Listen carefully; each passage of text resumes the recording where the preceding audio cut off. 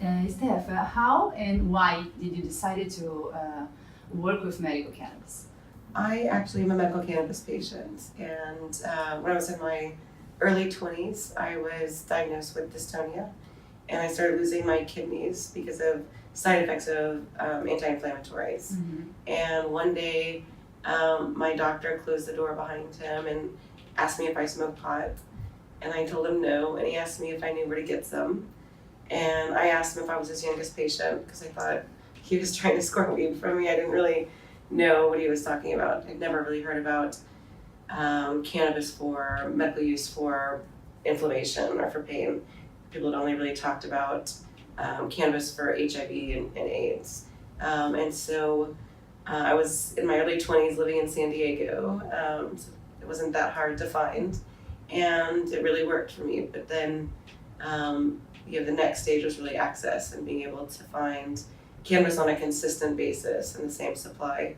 And that led me to a few underground dispensaries that were in California. And we created a national, which is now an international movement, to define safe access, to make sure that patients that need cannabis have a safe and consistent supply. So what is the American Safe Access? The Americans for Safe Access is a coalition of doctors, researchers, patients, and advocates that have come together to create strategic pathways forward for medical cannabis patients. So we're constantly looking for what are the barriers that keep patients and medical professionals from being able to use medical cannabis. And in some cases, like in Brazil, there's no law that allows it.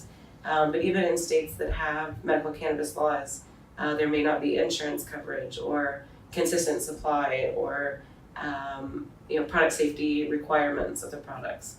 So our job is to bring the patient's voice to the table at every level of government, but as well as looking at every aspect of a patient's life. And it's one thing to pass a law, Marvelous. but the next is really to make sure that that law does what it's intended.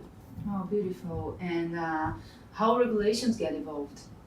So, when we first started Americans for Safe Access, there were 8 states in the U.S. that had passed medical cannabis laws. But those laws were just criminal exemptions. So they said if you were arrested and you had a letter from your doctor, you could show that to the judge and maybe you would get off, right? So it wasn't really that much protections. And there was no distribution programs. There was no pathway for product safety protocols.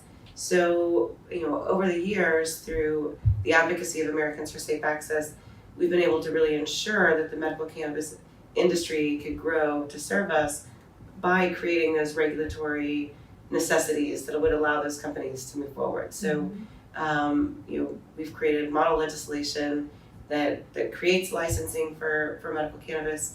We've created education for doctors so that they know how to bring patients into these programs. And we've also worked with organizations like the American Herbal Products Association and the American Herbal Pharmacopoeia to create product safety protocols for cannabis companies, so they know that any of the products that they're selling to patients are safe. So what do you see, how do you see the future of medical cannabis?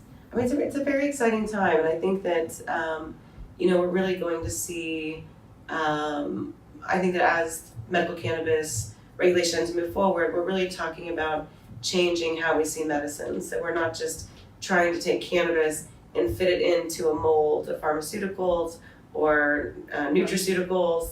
That there really is a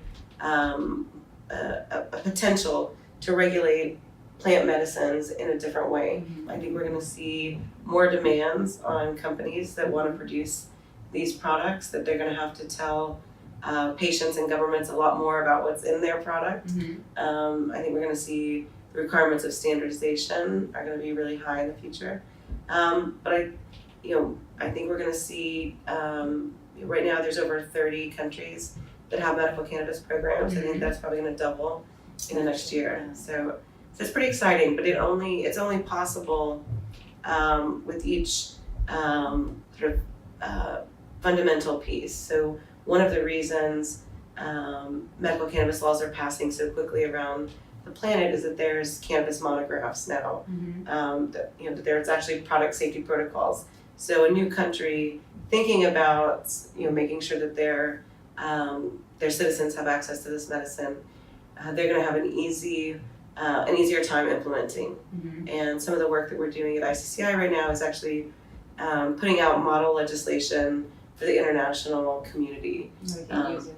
And, well, thank you so much for being here. Thank you. There is any message you want to leave to Brazil or to the world?